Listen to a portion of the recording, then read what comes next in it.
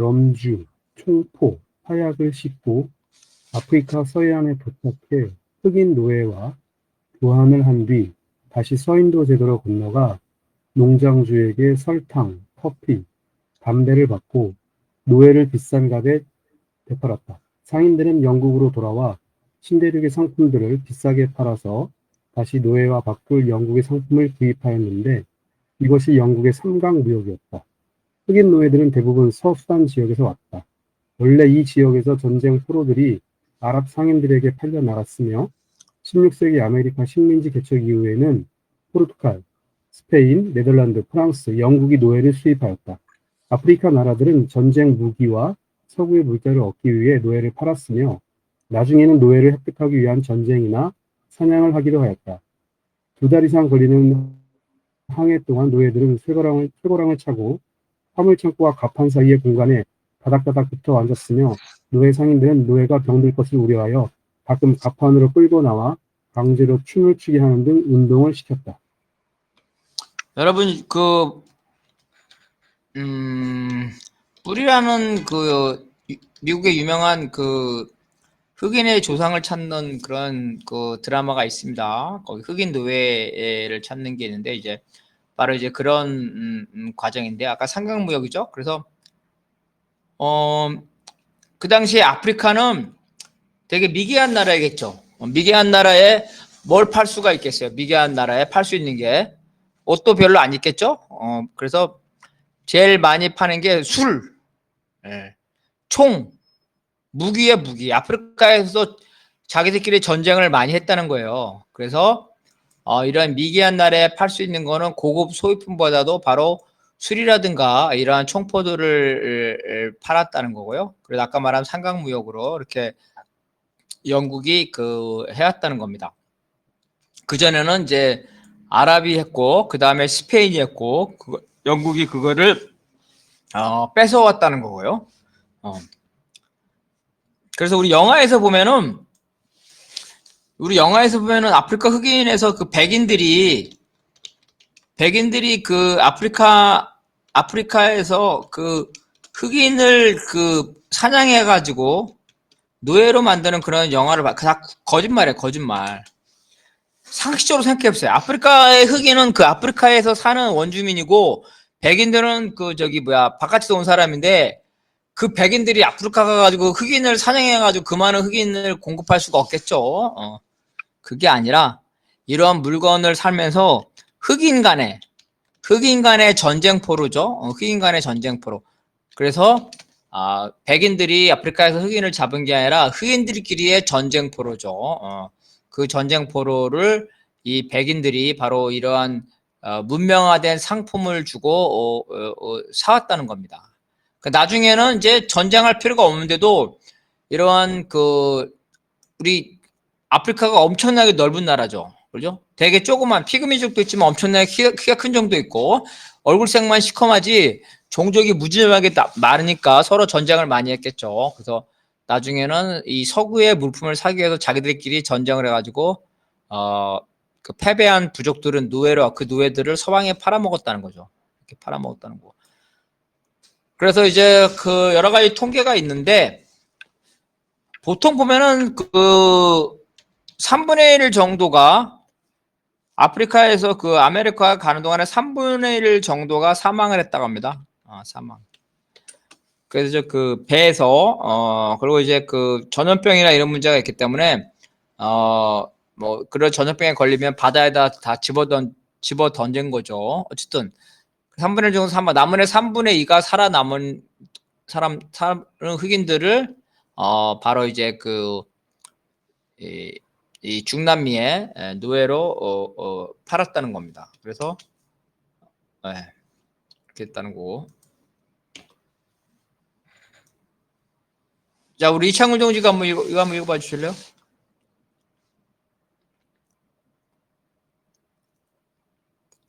식민지 대륙에서 대농장 노예, 소규모 농장 노예, 가사 노예, 도시 노예 순으로 노예들에 대한 제한이 덜한 편이었다.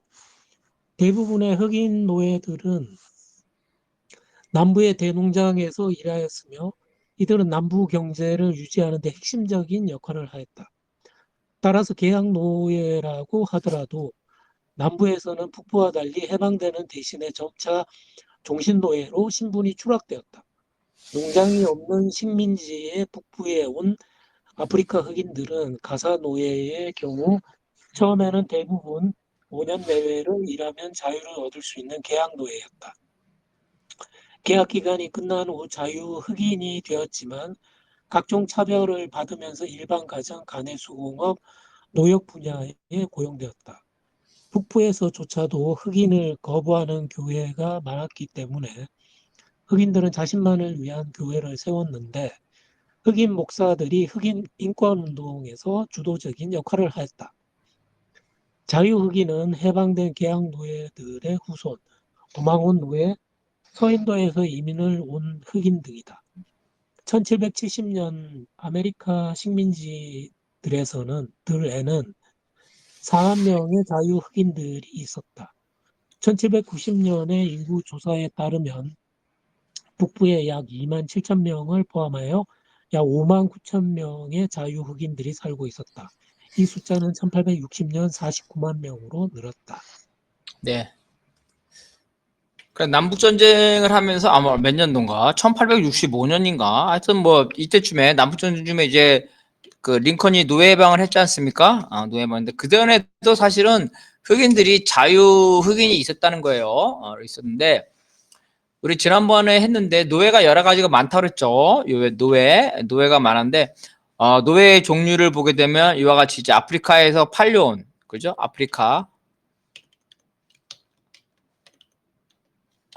아프리카에서 팔려온 노예도 있었고, 그 다음에 백인이죠. 백인도 노예가 많다 그랬죠? 백인 노예는 일단은 그 죄인들이죠, 죄인들. 예. 그 다음에 돈을 안 갚으면은 노예를 했어요, 이 당시에요. 돈을 안 갚으면 채무노예 있었고. 그 다음에 자기가 유럽에서 너무 가난하게 살기 힘들어가지고, 아메리카에 와서 내가 농장에서 5년 동안 일하겠다 약속을 하는 거예요. 5년 동안 일한 다음에 5년 일하면 그 돈을 받아가지고 땅을 사겠다 이렇게. 그게 계약노예예요. 이게 다 백인들입니다. 그러니까 죄인이나 채무노예나 계약노예는 이러한 백인들이에요. 이러한데 원주민도 노예는 있었지만 아까 말한 것처럼 그 원주민은 카톨릭을 받아들이면서 카톨릭이죠. 카톨릭을 수용하면 그 노예로 못하게 만들었다는 거야. 노예로 못하게. 하나님을 받아들이면 같은 기독교 신자는 노예를 못했다는 거예요. 그건 중남미에서. 그리고 이제 여기는 이제 그 북아메리카, 북미 인디언들이죠. 그 인디언들이죠. 인디언들은 아예 그 포교를 하지 않았죠. 이제 기독교, 그러니까 카톨릭이 아니라 개신교에서는 포교 자체를 안 했어요. 포교 자체를. 왜냐하면 야만인이라서. 근데 물론 이제 일부 포교를 해서 아주 극소수 일부가 개신교가 된 사람들이 있긴 있겠죠. 그렇지만 일반적으로는 포교 자체를 하죠. 포교의 대상으로 받아들이지 않았다는 거예요. 그래서 이렇게 다양한 노예가 있다는 거죠. 그래서 우리가 또 그래서 노예라는 게 일반적이지 않다. 그리고 로마 시대 때도 보면 로마 시대 때도 보면은 이 포로를 노예로 삼았죠. 포로를 노예로 삼았어. 근데 포로 중에 다양하게 있겠죠. 포로 중에 로마 시대 포로 중에 그죠? 상대방의 공주도 있었겠죠? 그러잖아요, 포로. 그럼 상대방의 공주를 뭐 자기의 그 가사노예로 삼았겠지만 공주가 너무 이쁘고 뭐 교양이 너무 특출나면은 부인으로도 삼았겠죠. 그리고 상대방 국가에 지식인도 있었어요. 지식인. 이런 지식인도 이런 예를 들어서 지식인이 머리가 되게 좋아요. 계산이 빨라. 이런 사람들은 뭐냐면 재산관리인으로 삼았단 말이야. 재산관리인. 심지어 교사로도 사용했어. 왜냐하면 어느 나라를 침략했는데 그 나라에 아주 훌륭한 학자란 말이에요. 그러면은 노예지만 그 생사효력을 가지고 있지만 그 사람들을 학자로 사용했단 말이에요. 그래서 우리가 알고 있는 일반적으로 노예다 그러면은 막 채찍을 맞고 다 그런 게 아니야. 노예도 되게 로마 시대도 다양한 노예가 있었고, 바로 이제 아메리카 시에도 다양한 노예가 있었다는 거예요. 그래서 그 노예의 그 착취의 압박 수단으로 볼 때는 이제 가장 그 힘든 게 우리가 알고 있는 목화 농장의 노예잖아요. 채찍 맞는 노예도 있었지만 실제로는 그러지 않는 가사 노예라든가 도시 노예라든가 그런 노예도 있었고, 그리고 링컨이 노예를 해방하기 전에 이미 해방된 노예가 있었다는 거예요. 그죠? 해방된 노예, 여러 가지 이유가 있었겠죠. 해방된 노예는 아까 말한 것처럼 자기가 돈을 줘가지고 자기 신분을 산 사람도 있을 거고, 노예지만은 머리가 좋은 사람도 있을 거고, 또 노예인데 개신교, 기독교를 받아들여서 주인으로부터 해방된 사람이 있을 거고, 그래서 이 1860년에 해방된 노예가 자유노예가 49만 명이었다, 이 정도가 있었다는 거예요. 이거는 주로 이제 흑인들을 말하는 거겠죠.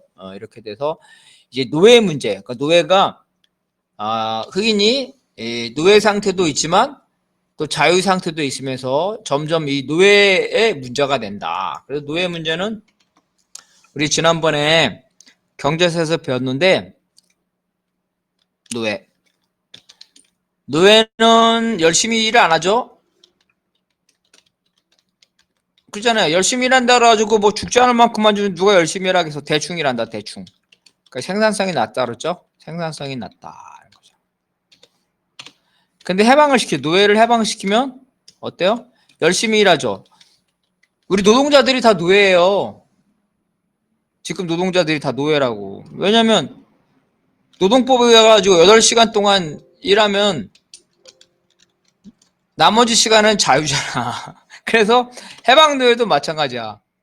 야, 너 열심히 일해. 8시간만 일해서 오늘 너 있잖아. 자동차 5대만 만들면은 8시간 이후에 너 자유야. 이렇게 준 거죠. 이게 바로 해방 노예예요. 지금 노동자들이 노예예요. 해방 노예. 자본가하고 계약한 그 시간에는 노예고 나머지는 자유를 주는 거죠. 이게 바로 노예죠. 그래서 형식적 자유를 주면은 열심히 일한다는 거예요. 그래서 노예를 특히 공장의 경우에 노예를 해방시킨다.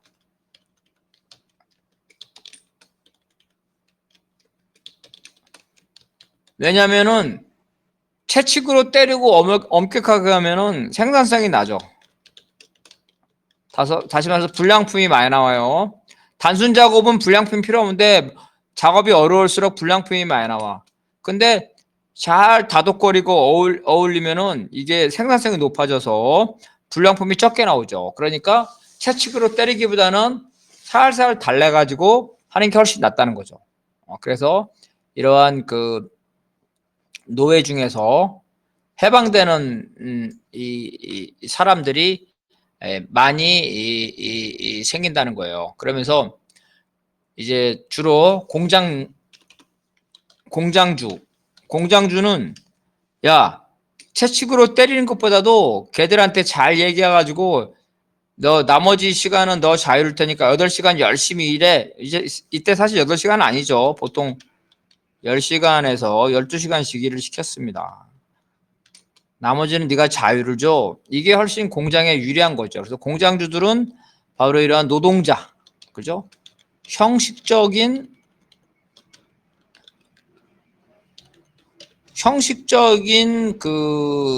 노동자죠.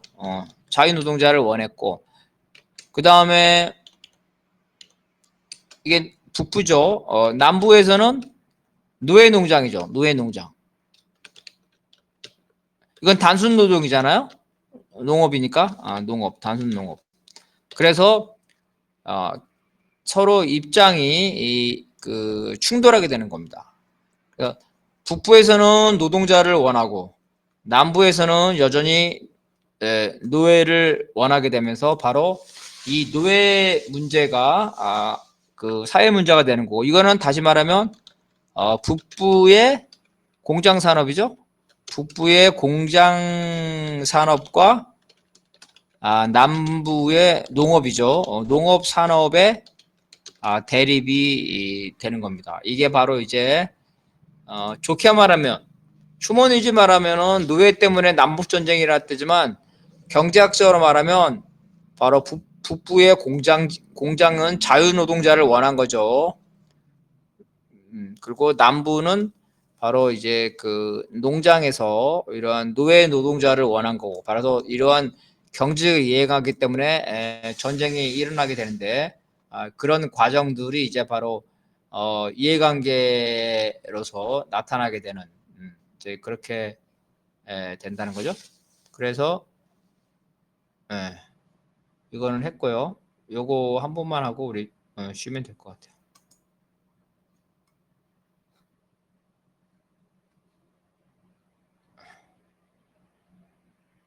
자, 요거는 우리가 가만히 있어봐.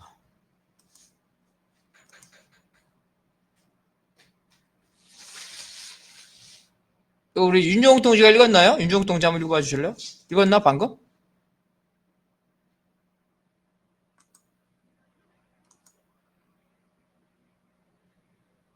식민지 곳곳에서 노예 네. 법전을 제정하였는데 노예들은 교육, 무교육과 거주 이전에 제한되었다. 금연기 발명으로 노예 수요가 증가하여 노예의 가격이 높아진 반면 노예 무역이 제한되었기 때문에 점차 계약 노예들이 줄어들고 중심 노예가 늘어났다.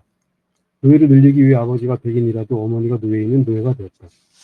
1750년에 남부의 인구 65만 명 중 약 40%가 노예였으며 사우스캐롤라이나의 경우 전체 인구의 약 60%가 노예였다.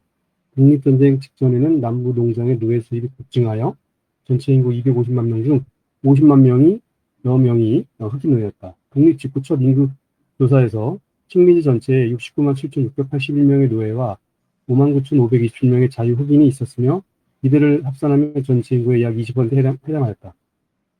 1800년대 초반 남부의 흑인은 70만 명에 이르렀다. 흑인은 주로 농장에 있는 시골에 있었다. 노예 소유주의 절반은 1명 내지 4명의 노예를 가지고 있었다.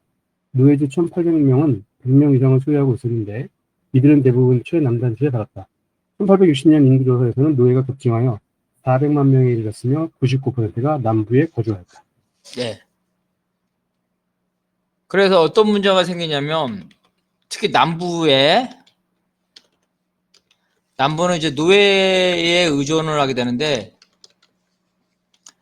이 노예가 가격이 오릅니다. 가격이 오르는 이유는 중요한 거는 이제 점차 노예 무역을 금지를 하게 됩니다.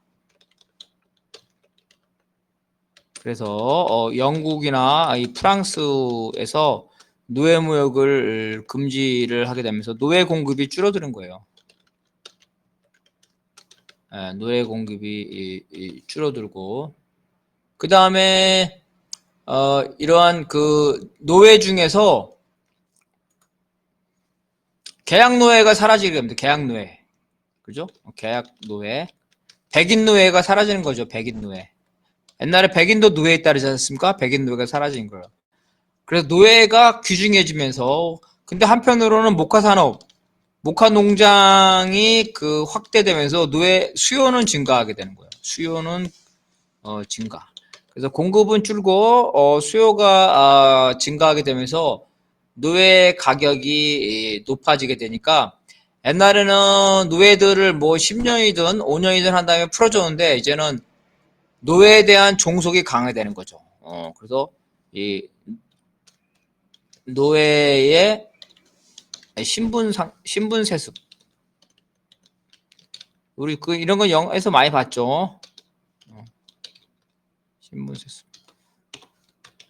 중세 농노는 그 가족이 있잖아요. 결혼도 하잖아요. 그죠? 결혼해서 자식을 가지고 있고 자기 집을 가지고 있잖아요. 그래서 아메리카 시대 미국 노예 봐봐요. 자식을 낳으면은 그냥 그 자식도 노예가 되죠. 별도로 가정생활을 하는 게 아니죠. 이렇게 되면서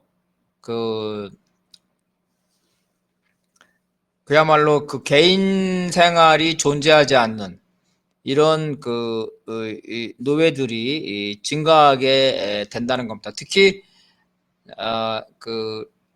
미국의 남부지방, 그죠? 남부지방에서 노예가 많게 되면서, 그리고 이거는 우리나라하고 좀 다른 것 같아요. 뭐냐면 우리나라 조선시대에도 그런 일이 있었다고 하는데, 뭐냐면 그 부모 중에 한 명이 노비이면 자식도 노비다, 이런 원칙이 있었답니다. 그런데 홍길동에 보면은 아버지라도 아버지를 부르지 못하고 뭐 서자 이런 거 있지 않습니까? 이렇게 있는데 우리는 같은 민족이니까 이게 약간 융통성이 있었지만, 이 미국에서는 아버지나 어머니가 누구 하나가 노예이면 흑인이니까 그 자식이 흑인으로 나타날 가능성이 높겠죠. 흑인이 우성인자래요. 흑인이 열성이 아니라 흑인이 우성이랍니다. 우성인자. 물론 이제 대부분 그 백인 남성과 흑인 여성에 있겠지만 예외적인 경우도 있겠지만, 어쨌든 부모 중에 누구 하나가 노예면 그 자식도 노예라. 그래서 노예에 대한 이 장악력, 노예에 대한 지배력이 높아지게 되면서, 놀라운 거는 1860년 인구 조사에서 노예가 400만에 이르렀고 99%가 남부에 거주했다니까, 남부에서는 노예 해방이라는 거는 도저히 받아들일 수 없는, 이렇게 되면서 이제 우리가 알고 있는 노예 문제 때문에 남북 전쟁이 일어났다는데, 사실은 경제적인 문제인데, 그거는 우리가 10분 쉬었다가 한번 해보겠습니다. 10분 쉬었다 하겠습니다.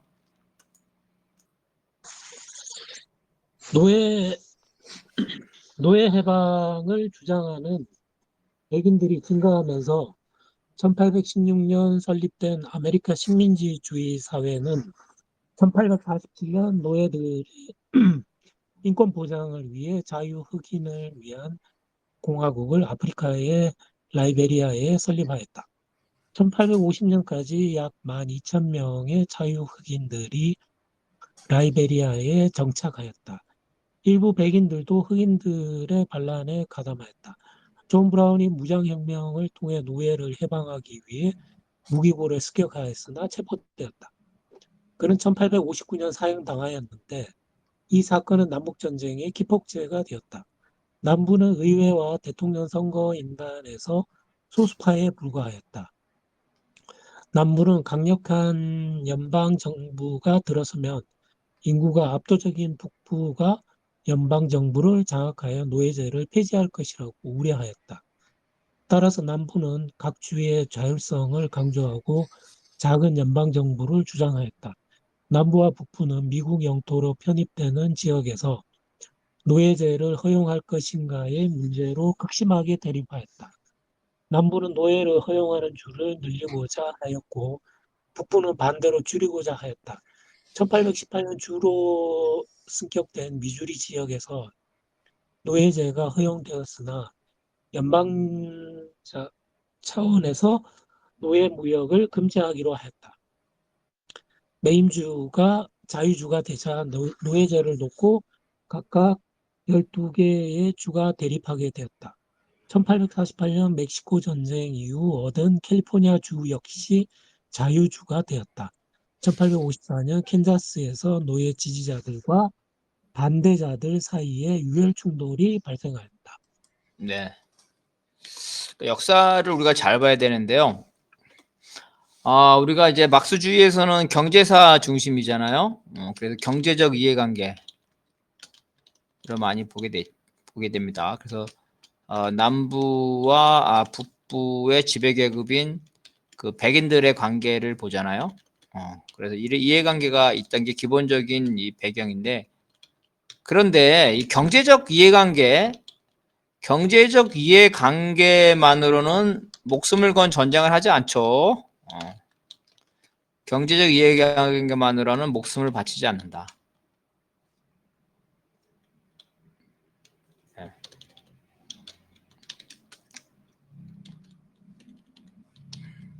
목숨을 바치지 않는다. 혁명가들이 나타나는 거예요. 혁명가들 백인 사이에. 그죠? 노예 해방을 자기는 혁명이라고 생각하는 거죠. 혁명가들 백인들 사이에.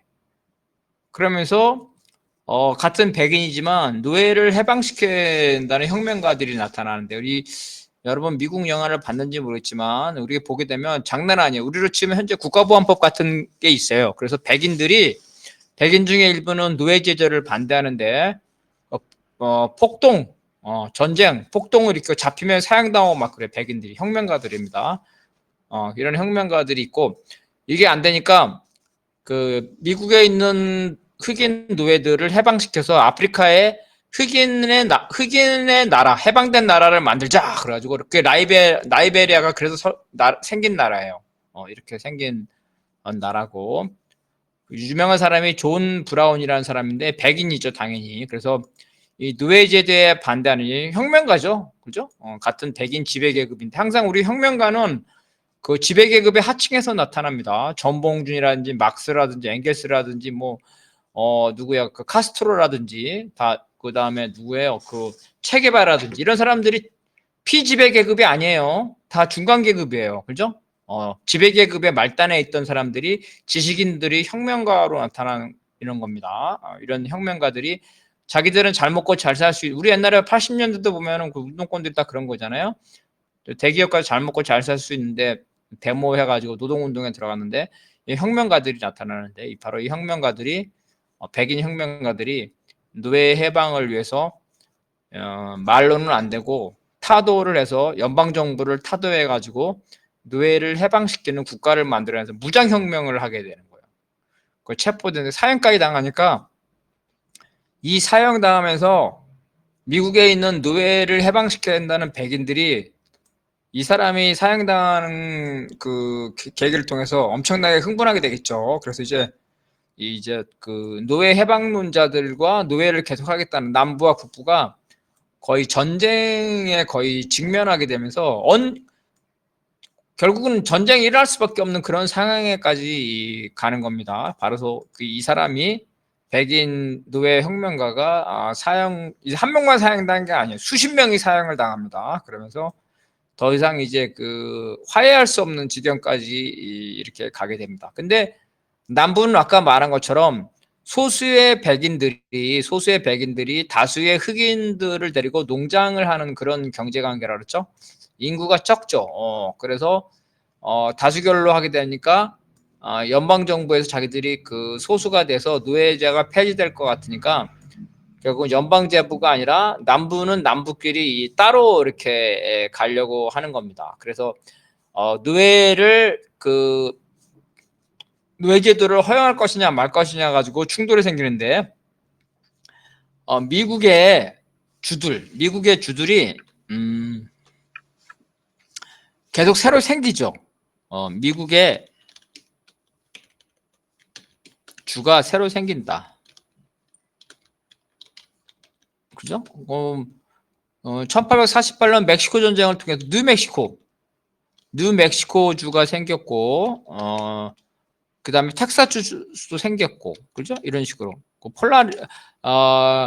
그 다음에 폴라리도, 이런 식으로 해가지고 계속해서 이 당시에는 미국의 영토가 결정된 게 아니라 새로운 주들이 막 생겨요. 그럼 새로운 주가 생길 때마다 거기에서 노예 제도를 금지할 것인지 허용할 것인지 가지고 대격돌이 일어나게 되면서 여기저기에서 노예 지지자들과 노예 반대론자들의 유혈 충돌이 발생해요. 그러니까 흑인과 백인이 싸우는 게 아니라 백인들끼리 이게 반란이 일어나고 가지고 장난 아니에요. 우리로 치면 국가보안법 잡히면 사형당하고 서로 총격전하고 장난이 아닌 상태가 이제 벌어지는 거죠. 그렇지만 그 내면에 보게 되면은 그거는 사실 남부와 북부와 그 산업 사회와 농업 사회의 그런 갈등이었지만, 그 혁명가들 사이에서는 그런 경제적인 문제로 목숨을 바치지 않죠. 혁명가들은 바로 노예에 대한 인간 해방이라는 거에 있어서 그 경제적인 문제 이상에 자기 목숨을 바치는 거죠. 우리도